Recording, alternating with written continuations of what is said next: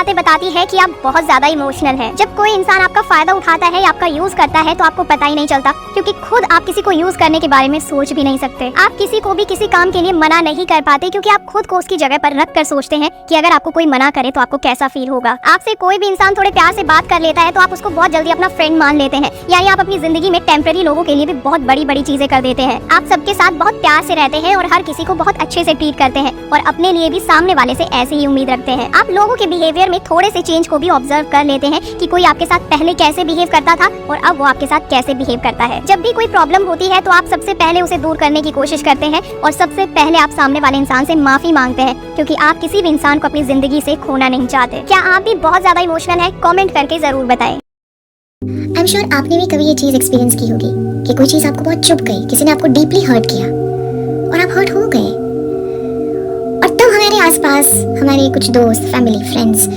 हमें ये कहते थे कि तुम बहुत सेंसिटिव हो, इतना ओवर रिएक्ट मत करो, डोंट बी सो इमोशनल। हो जाता है और उस वक्त फिर हम सेल्फ डाउट कर देते हैं that my nature is like that, कि मुझे चीजें बहुत ज्यादा हर्ट हो जाती हैं, क्या मैं बहुत ज्यादा ओवर रिएक्ट कर रही हूँ? No, if it hurts you it hurts you. So self doubt मत करो अपने नेचर के ऊपर। जो चीजें गलत हैं इसके लिए चुभन होती है, हम दुखी होते हैं। किसी और का बैगेज अपने ऊपर लेने की कोई जरूरत नहीं है। अगर चुभा है तो बोलो कि इट हर्ट्स यू, सिंपल।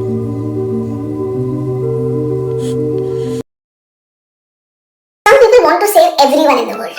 हर किसी को खुश रखना है, हर किसी को बचाना है। पर मेरी बात सुनिए कि हर किसी को खुश यहाँ तुम कर नहीं सकते, जो है वहाँ उसको यहाँ तुम कर नहीं सकते। जिस परिंदे ने कफस को आसमां समझा यहाँ, कफस मतलब पिंजरा, जिस परिंदे ने कफस को आसमां समझा यहाँ, उस परिंदे को रिहा तुम कर नहीं सकते। हर किसी को खुश यहाँ तुम कर नहीं सकते। उसके हिस्से की लड़ाई खुद ही लड़नी है उसे, उसके हिस्से की लड़ाई खुद ही लड़नी है उसे, उसके लिए सब कुछ यहाँ तुम कर नहीं सकते। हर किसी को खुश यहाँ तुम कर नहीं सकते, जो है वहाँ उसको यहाँ तुम कर नहीं सकते। Stop trying to change the other person. It may be difficult to accept, but you can never change anybody. Not your parents, not your partner, not your friends, your in-laws, nobody. Fighting with them, begging them, or lots of love for them will not change them. They have to choose to change for you. Only then will they be able to change. So instead of wasting your time waiting for them to change, you have two choices. One, accept them for who they are and learn to live your life in the best way possible for both of you.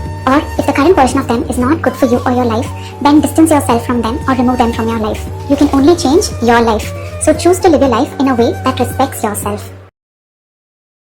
आपको कोई पूछे कि कैसे हो, तो generally हमारे मुंह से क्या निकलता है? बस सब बढ़िया, ऑल गुड। लेकिन कोई ऐसा इंसान जो आपका थोड़ा सा अपना हो, आपको कस के पकड़े, जादू की झप्पी दे और आपकी आंखों में आंखें डाल के आपको पूछे कि बता क्या हुआ है, मुझे पता है तो ठीक नहीं। बस हम सबको ना जिंदगी में एक ऐसी दोस्ती चाहिए, एक ऐसा रिश्ता चाहिए। अगर एक रिश्ता भी ऐसा मिल जाए ना तो सारे मेंटल हेल्थ के रोग ना भाग जाएंगे, क्योंकि ये रिश्ता ही सबसे बड़ी थेरेपी है। Okay, so here's something that's been going on in my life, and a simple observation. When you're working very hard on yourself, some people will criticize you for changing. They'll be like, oh, you're no fun anymore, you're not the same person anymore. They'll basically criticize you, right? And some people will notice your hard work, they will celebrate your growth, they will even try to accommodate for the new you, you know? If you're an ambitious person, if you're a dreamer, if you want to achieve things in life, pay close attention to who these people are. Of course, you can be friends with everyone, but choose your close circle wisely, because it can either encourage you, inspire you, or it can break your willpower. अच्छा, आपने कभी घर में झाड़ू लगाया है? अब क्या हो कि मैं झाड़ू लगा के सारा कचरा इकट्ठा करके बिस्तर के नीचे करूं, कमरे से ना निकालूं, ये सोचकर कि कमरा साफ तो दिख रहा है, ऐसे भी बिस्तर के अंदर का कचरा किससे दिखाई देगा? तो क्या होगा, वो कचरा वहां छोड़ के फिर वापस कमरे में फैल जाएगा और तब तक फैलता रहेगा जब तक मैं उस कचरे को कमरे से बाहर ना निकाल दूं, राइट? मुझे ऐसा लगता है रिलेशनशिप्स और फ्रेंडशिप्स में भी ना कुछ ऐसा ही होता है। कई बार हम कई सारे अनकंफर्टेबल कन्वर्सेशंस को सिर्फ इसलिए नहीं करना चाहते कि यार मोमेंट खराब हो जाएगा, यार we are having a very happy time, इसे क्यों खराब करना, यार सब ठीक तो चल रहा है यार।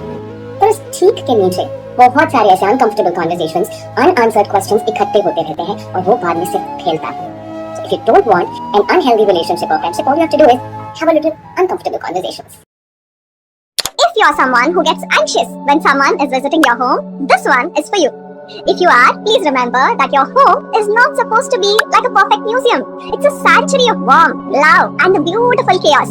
People visit to connect with you and not to judge your space. Your home is a sign of a well-lived space. And if they are judgy, remember this: those who matter don't mind, and those who mind don't really matter. 5 signs that you're too emotional. Sign 1, you don't know when a person is taking advantage of you. You know why? Because you can't do that to another person. Number 2, you're too quick to think that everyone is a friend. Because you trust everyone just like that. Sign 3, you're extra nice with people and you do everything with kindness because you expect the same from them. Sign 4, you notice the slightest change in people's behavior with you. And finally, sign 5, you're the first to fix problems or apologize because you cannot lose people. Share this with your emotional friends. देखो, अगर तुम जिंदगी के उस phase में आ गए हो ना जहाँ पे तुम्हें नहीं फर्क पड़ता है कि कौन तुम्हारे बारे में क्या सोचता है, कैसा सोचता है, तुम्हारे एक्शन से इम्प्रेस होता है कि नहीं होता है, तो मेरी जान तुम एकदम सही दिशा में चल रहे हो। बिकॉज यही वो दिशा है जहाँ से तुम अपने लिए बेस्ट कर पाओगे। जिस तरीके से जब भी हम ये बात ठानते हैं कि हमें अपना फिजिकल हेल्थ इंप्रूव करनी है तो हम बहुत सेलेक्टिव हो जाते हैं अपने खाने को लेकर कि हमें कौन सा फूड कंज्यूम करना है और कौन सा नहीं।